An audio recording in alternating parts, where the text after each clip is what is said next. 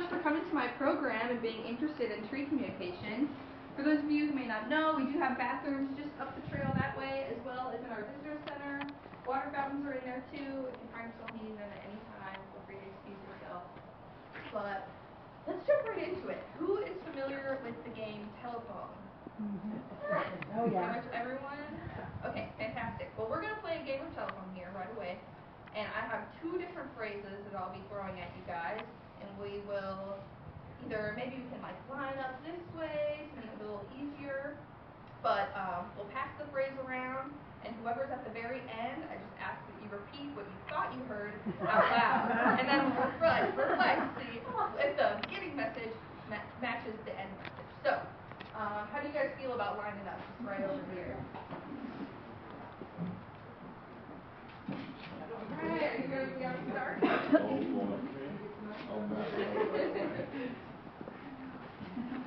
You have a nice presentation here, so. Well, then you just say, We can't hear, so. That's right. Either one of us should be. It'll be good. You can wrap around a little bit too. After the first phrase, that we probably will be. Make something up.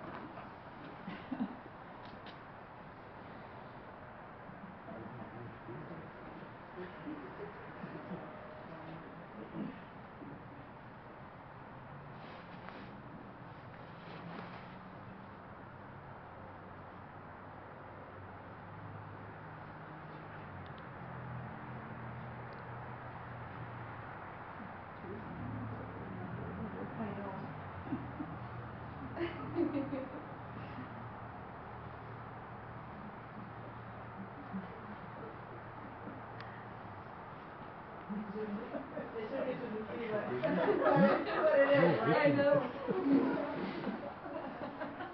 I've never done it with this big of a I turn this way.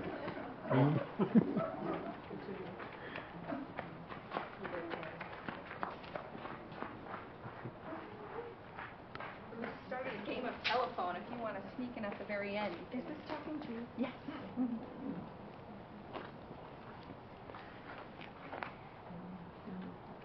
Do you know what telephone is?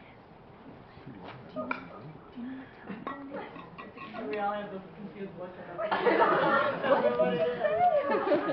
All trees have something to do with sugar.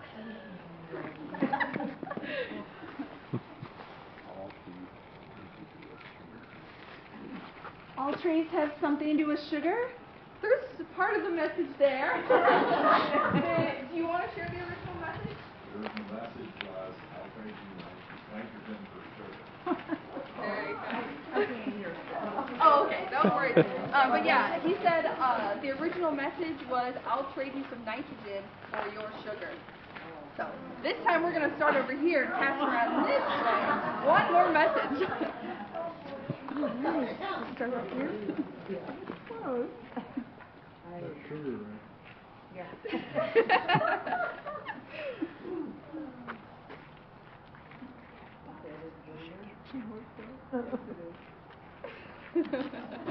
Here, talk to him.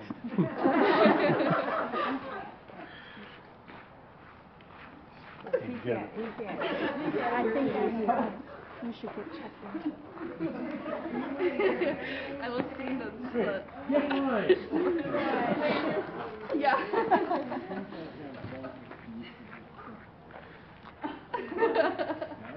Everybody's got it. You don't want to know what I hear. Is that what you heard? I didn't hear anything the first time. The first time, just mumbling. I mean, we're perfect examples of how you change it with our hearing.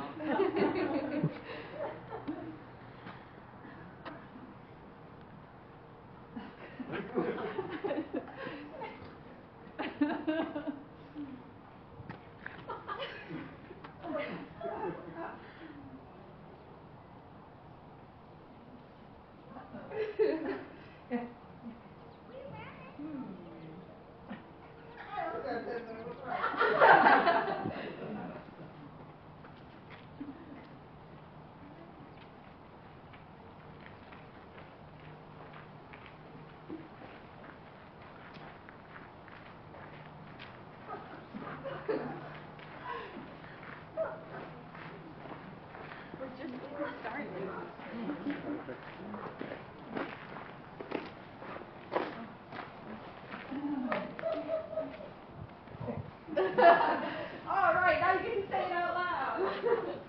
I think I have bugs and I think I should get it checked out. Very, very close. I think I have bugs. You should get checked out. Which I'm so sorry to make you all say that to each other. These are all examples of things that trees will say to each other in order to inform them of one thing or the other. So trees will use fungal connections in order to communicate, trade resources, or signal danger in their forest communities. So the reason I got into this subject is I read this book called The Hidden Life of Trees by Peter Wohlensen, and he's a German scientist, but he's talking about all these crazy, intricate ways that trees can talk and communicate, and this is just something I had never even thought of before, and so it opened up this whole new world of thinking and seeing as far as like walking in the forest and wondering what's going on.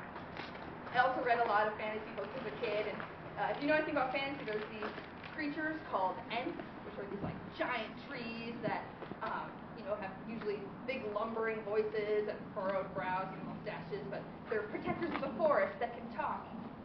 And these things aren't real, but that doesn't mean that trees can't communicate. So the first thing I want to talk about is the relationship between trees themselves and this fungus or fungal connection. So we are going to head down the path here just a little bit to get rolling on that. So if you're all ready to go, we can start moving. Okay.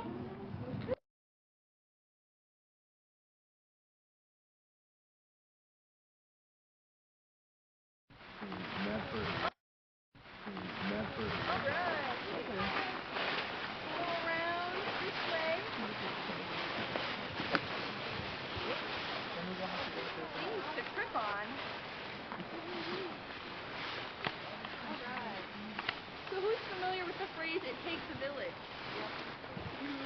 Well, the same kind of principle applies when talking about forest communities.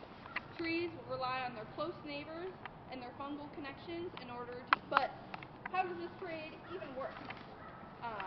So the tree roots, specifically the very ends of tree roots that are thinner, they will make a physical connection to the mycelial layer. But I keep saying that word, and I haven't talked about it yet. And you can think of mycelium as mushroom roots, because mushrooms are considered the fruiting bodies of this mycelium. And mycelium is a very thin, filament-like structure underground that is just very closely connected to the mushrooms and the other organisms in the forest. So this mycelium will fuse with the tree roots, and once that fusion takes place, they're able to physically trade resources from one entity to the other. But why would they need to be trading at all? Does anyone have an idea of why they would need to be trading with each other? It has to do with nourishment or something? Yeah, absolutely. Nourishment is pretty much, well, not the only reason, but one of the big reasons that they make this partnership.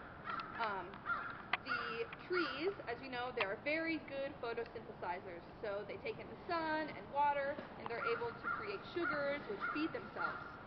And the mushrooms, they're not as good at doing this. But they are, since they're really small, they are really good at going into the soil and kind of digging out these key nutrients like nitrogen and phosphorus that are also essential for being healthy and growing. So here comes in the partnership. The tree will give the mycelium about 30% of the overall sugars that it makes, and in return, the tree is going to get back these key nutrients, nitrogen, phosphorus, and other minerals that they will need to survive. So we are going to kind of model this transaction through a little game that I have, and I have these note cards, and on each note card, you will either be a tree or a mycelium. And also on each card, there will be things that you need and things that you have excess of. So, start passing them out so you can look at them. Maybe you could help me pass them out too, huh? Yeah. Each person gets one of these? Yeah. Thank you. My hands are freezing like gloves are on. You should have enough for everybody here. And I have a few rules to this game too. Those of you who have a card that says tree on it, once you find the spot in this area, you have to stay planted there. Trees are not allowed to move. But the mycelium is allowed to run around and trade with the trees. One other rule that I have is once you make a trade with a tree, you cannot immediately trade again with the same tree. You have to go around and find someone else to trade with. So, does everyone have a card? Who can share a card? Okay. I know my dad's I got my mom. So, how about do the trees want to find their spot quick? Space out a little bit.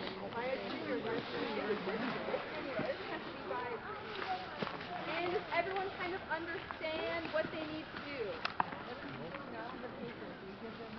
Yes.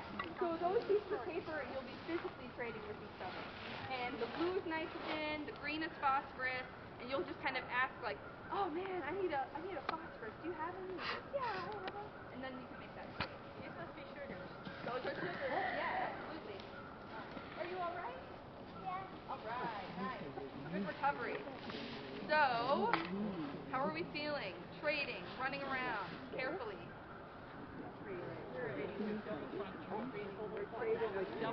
Double trump tree. Got it. Okay. We could do a quick example if that would help you. Quick example? Yeah. I borrow because I've already Okay. Are you a tree? Okay. I'm my silly. Okay. Oh man, I need 3 sugars. Can I trade you 1 phosphorus for sugar? Do you need phosphorus? Oh, good. Nice. Trade. Or trade? I just need 1. Or yeah, only trade 1 thing at a time. That's a good thing to bring up. So we made our trade, and now I need to go find another tree. So I'll go. Thank you so much.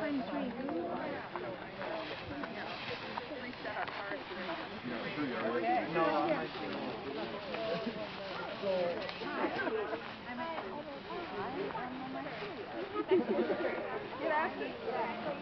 So those are the ones that you have. These little pieces of paper representing your phosphorus. Up here, it says you need 5 sugars. That's what you don't have that. I think they're white. So you gotta go talk to a tree. Nope. It's like,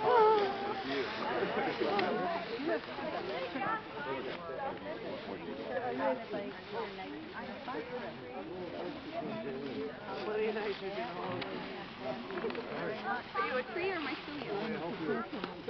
All right, nice. See, you had it easy. You only needed 2 things. You're good. You've been so successful already. You chill out.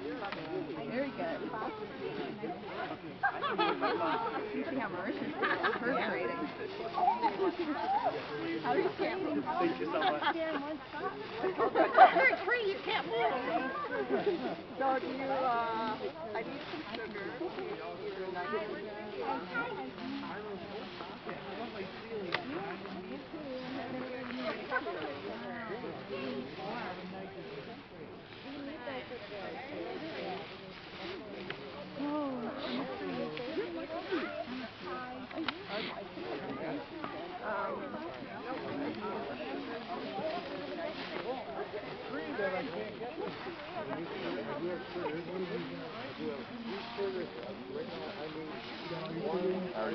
Are you a tree?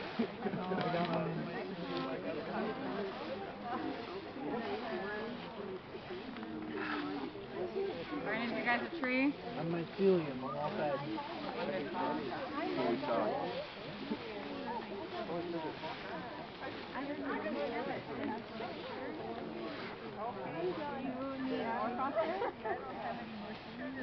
All right, only a few more minutes for trading. It's time to kick it into gear. Oh yeah. Done trading? Very successful. Good. Nice. You had it easy. How many? Oh yeah, you guys are. I was too generous. Okay.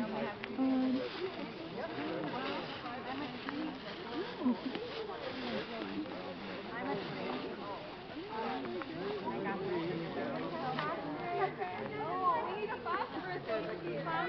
Phosphorus. nitrogen too. Phosphorus, nitrogen.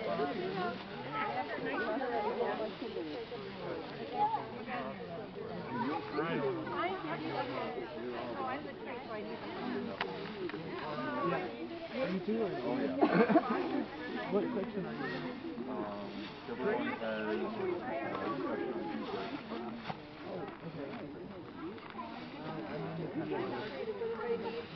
Alright, we're going to wrap up our training now. So whether you've completed all your trades, still need to trade, we are going to wrap it up.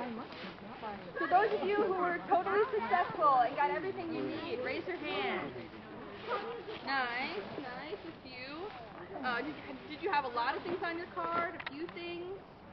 I had 4 sugars.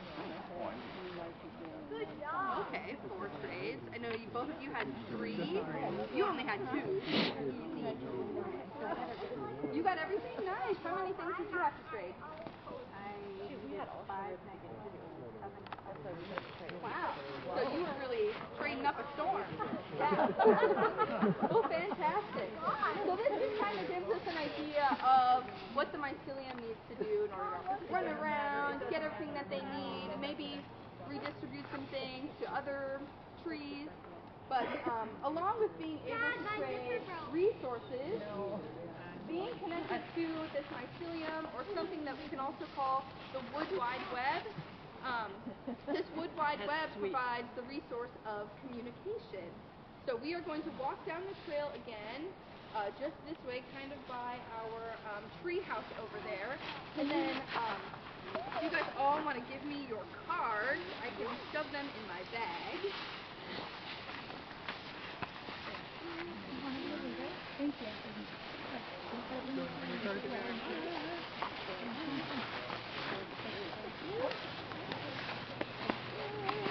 Thank you very much. Yeah. I'm curious how Yeah.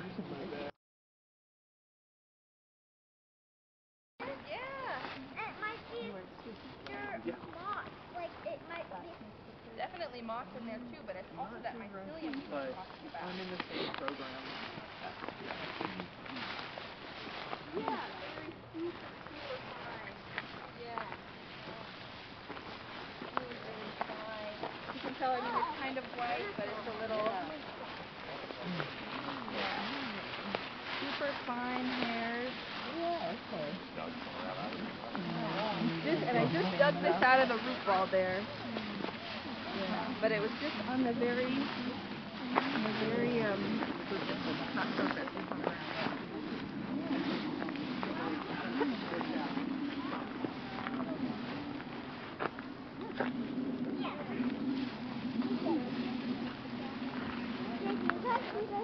Yeah, so like I was saying with that wood wide web, this wood wide web is a really great connector for the whole forest community. And they can also facilitate trades not just from the mycelium to the trees, but to all of the trees.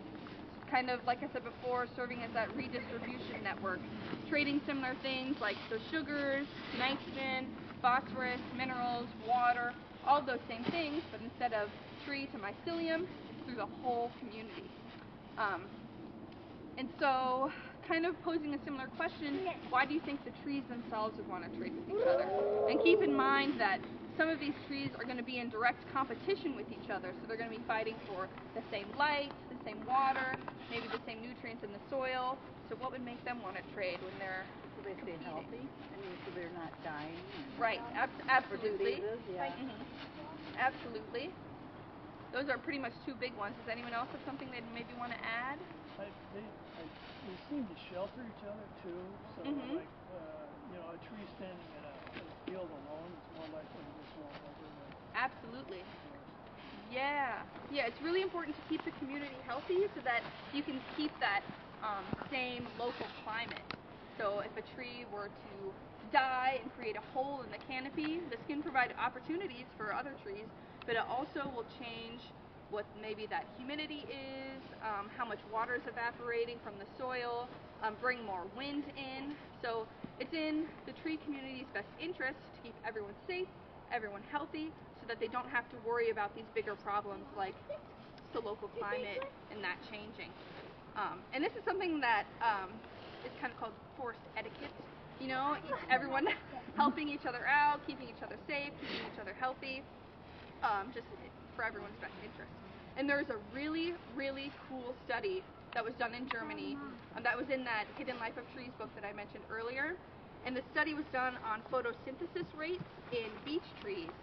And this area they were studying had different amounts of sun, different amounts of water, just varying site conditions throughout this area. So you would think different amounts of sun and water would result in different amounts of photosynthesis being done, different amounts of sugars being made, but they found the opposite. All of these beech trees in this community were photosynthesizing at the exact same rate. Nobody was making more sugars than the other. Everyone was getting the exact same amount of resources, which, what? I mean, reading that, I was like, oh, that just doesn't make any sense, but it was this very intentional synchronization so that the whole community was healthy as a whole. Wild. Read the book. It's crazy. But thinking back to our mycelium, I have another activity. We are going to make our own wood wide web. So we can maybe shift or spread out just a tiny bit more. I have this ball of yarn here that is going to serve as our mycelium. And what I would like you all to do with this ball of yarn is kind of just randomly pass it around, you know? I don't have to pass it to the person right next to me. I could go all the way over and pass it to you, maybe unravel a little bit more. And I'm going to stand right here, and you can pass it to whoever else. But make sure you hold on to a part of it so that you stay connected to the web here. Okay, I almost didn't. Ooh, very nice.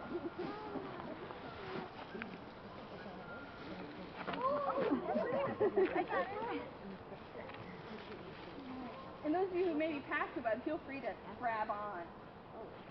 Grab on it through a young tree. Yeah. And you can still pass to people who've already gotten the web.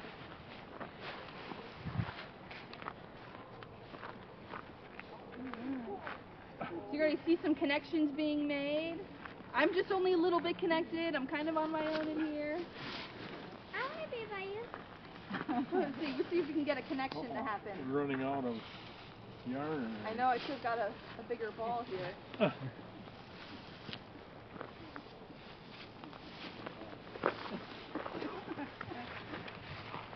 Tricky, we're slowly growing our mycelium. Maybe we can toss it across the way.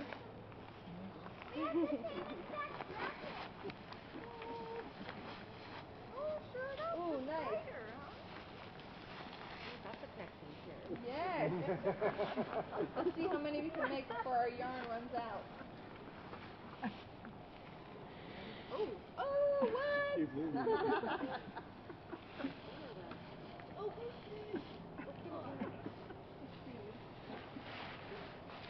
Oh, very nice. Let's see, I'm going to grab on this one. Oh, I forgot teaching you.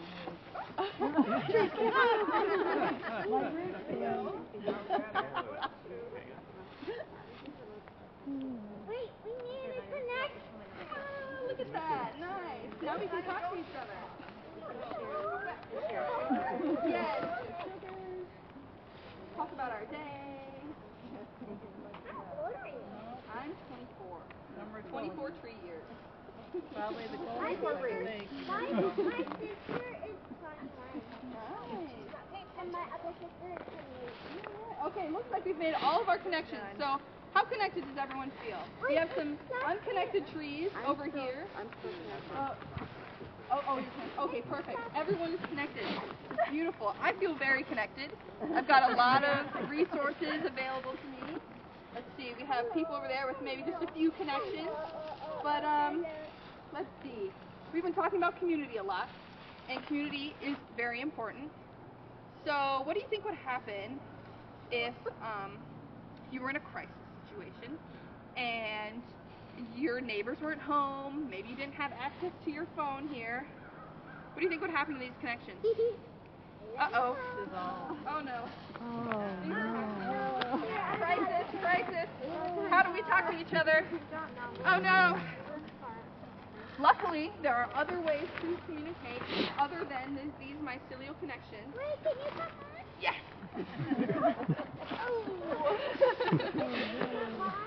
Yes, absolutely. Wait, I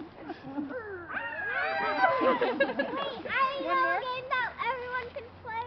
Oh, good.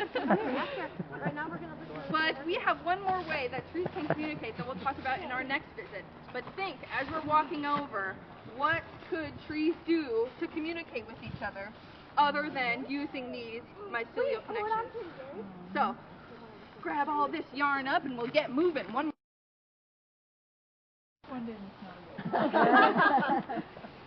What about some, yeah, you got one? In the country, don't we? Yeah, nasty. And what did it tell you about where you were? There was a dead deer around, maybe there was some type of kill that happened, maybe a little dangerous, I don't know. Your compost means that things are breaking down like they should. Yep.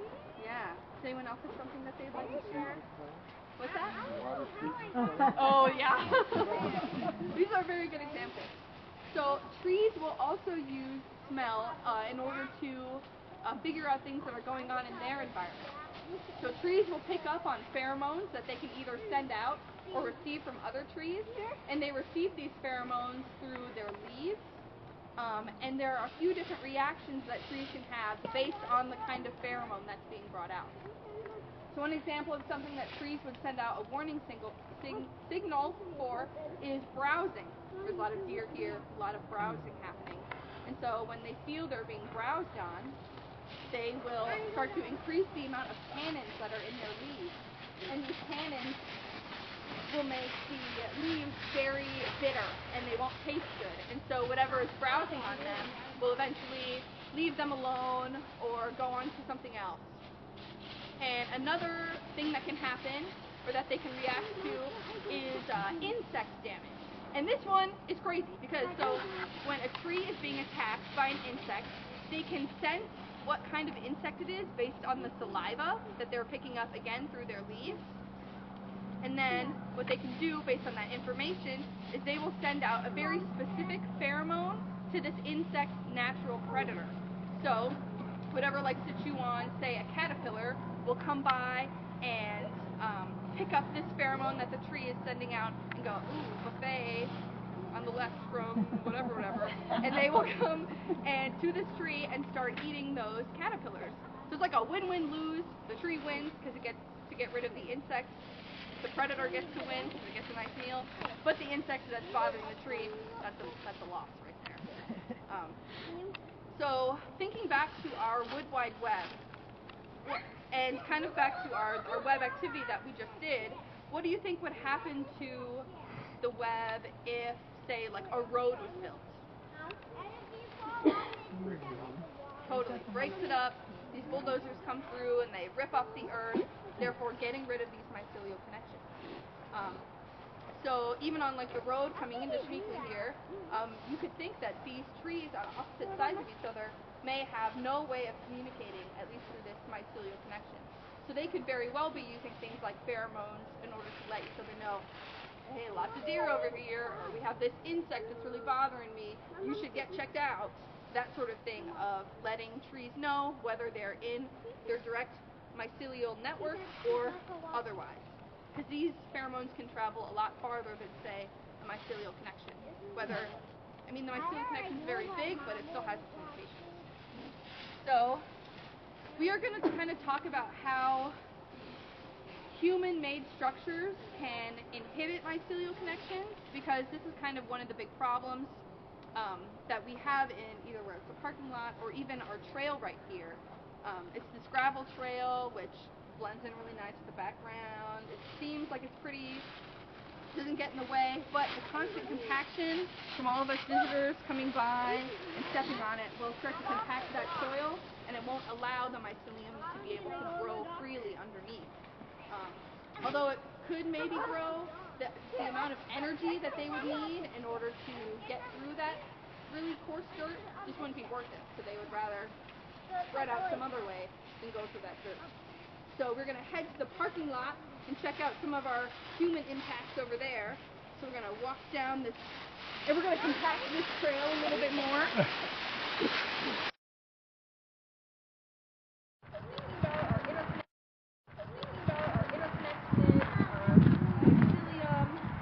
How do you think our mycelium would be impacted in this area? Lost connections. Lost connections, yes. Get a newspaper. But the trees in the middle are still alive, and it's surrounded by Yes. such short way around it. Thank you for pointing that out. I like to think of those trees there as a little nuclear Islands. family. Okay. You know, they are able to all talk with each other, but they might have to use those pheromones in order to get signals outside of their own little path. When their leaves fall off and it like floats to other trees, does that like have that trace in there still, or is it a different? I don't think so. I mean, there's definitely a signal that happens when trees know when to let go of their leaves, but I think once it's out of there. So it's like, is that a way they could talk through their leaves? I don't know. They probably. At this point, I feel like it's magic. Nature's magic. I know. Anything can happen. I'm like, I know. use Reading the this stuff and imagination. I'm like, Glasses? Yes. Yeah. From your stories, yeah. I'm thinking big here. yeah. Well, good. I'm glad. But yeah, we have this nuclear family. We have trees on the sides there. But a lot of these connections, and there were probably trees here before the parking lot, all of those connections severed and probably can't be repaired or aren't worth repairing because of all the effort that will go into going deeper in the soil, going through that gritty dirt. Oh, thank you very much. It just wouldn't be worth it. But luckily, trees have other ways of communicating. Does anyone have anything else they want to point out about the parking lot? We covered the big thing, the trees in the middle. Yeah. Get all the sun energy, so at night they'll go to dark. Yeah, the solar panels, those are fantastic, and they don't really get in the way of trees as much as you would think. Of course, they're big, but they're anchored in the soil in one spot, and so the construction that needed to be done to get them there, of course it will fuss up the mycelium, but not as much as a parking lot would.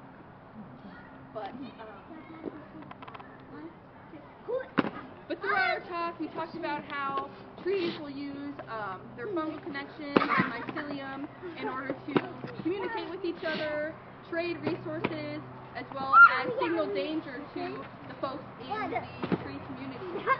So we talked about a lot of mind-blowing things today, and I would like to hear some of the things that really stood out to you guys throughout this program. I like doing the exchanges. Yeah. I think that was a really neat way to experience that. Totally. I was aware that there was communication going on between the trees, but really that specific. Yeah. The interactive games that you did were fun this string, like, and the training thing. Yeah, that nice. helped. Good. What other pieces of information were totally new to you? A lot of it. A lot of it? Yeah. Nice. And made me want to think more and like learn more about it. So, I'm like, what else is going on around? I know. It's just you get a lot more questions from learning about this stuff. Yeah. Like, if the trees can do it, what else can do it? And like, how far does it go? So like what she said, when the leaves kind of fall, Mhm. when they end up going back into the soil, is that way for the nutrients to spread? Absolutely, yeah. Those leaves, the trees before they drop them will take some of the nutrients out so they can preserve it themselves. But there will still be things in that leaf that will go back into the earth and nourish that soil for the next sapling or whatever else to take up and use to grow themselves. So does that mean we shouldn't be raking up our leaves and getting rid of them? It means we should mulch them? Yes. Actually, this time of year, I get so irritated because I rent, so I have to pick up my leaves because my landlord wants me to. But you should definitely leave your leaves on the ground because it adds to your soil. But a lot of insects will also kind of nest there and hibernate there. So getting rid of them gets rid of a lot of different insect populations, as well as takes nutrients away from your own soil. So leave your leaves. Leave with anything today. Leave with that knowledge. Yeah. Would the mycelium be able to connect to surrounding plant roots too? Connect Yeah, I would imagine so. Kind of like what we were talking about, if they can connect with trees, why wouldn't they be connecting with the different plant matter, the grasses? So even though these studies are kind of focusing on trees right now, I think it's only going to expand into more and more participants in this mycelial connection and just continue to blow our minds. So. Isn't that part of like growing certain plants next to each other also? Yeah, yeah. Trade Yeah, absolutely. They'll trade nutrients. Also, there's cool things like planting purple and yellow flowers next to each other increases the amount of pollinators that you'll get because those two colors together will create some crazy, or will like signal in a certain way. I don't know. That's all I know about it. But yeah, we just keep learning new stuff about our forest environments that just make the world so much bigger. So, yeah. Should I feel guilty? Because I feel like a little bit guilty now walking on the path and stuff. Like, should I tiptoe? Like, or can I rebuild them or encourage them with words? Or well, see, at least what we can think about the past where, I mean, we went off trail a little bit, but not that much, and most people are staying on the trail. So at least it's staying in one spot. The trail's kind of already where it's damaged. It's already where it's at. They've already been established. So, yeah. And hugging trees? Is hugging trees okay? Oh, hugging trees is absolutely still hug trees. Yeah, good for you. Good for the trees. Good for everybody. Yeah. We have one single tree planted.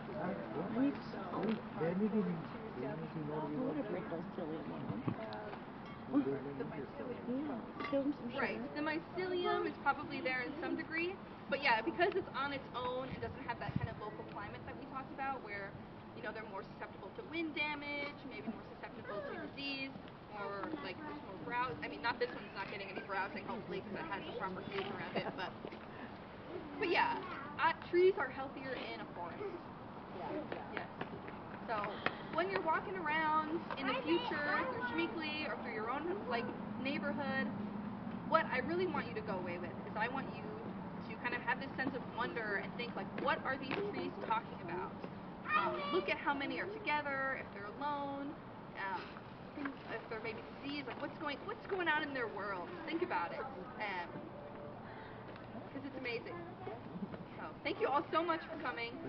If you have more questions, please come to me. I love talking about this stuff. And if you want book recommendations, also let me know.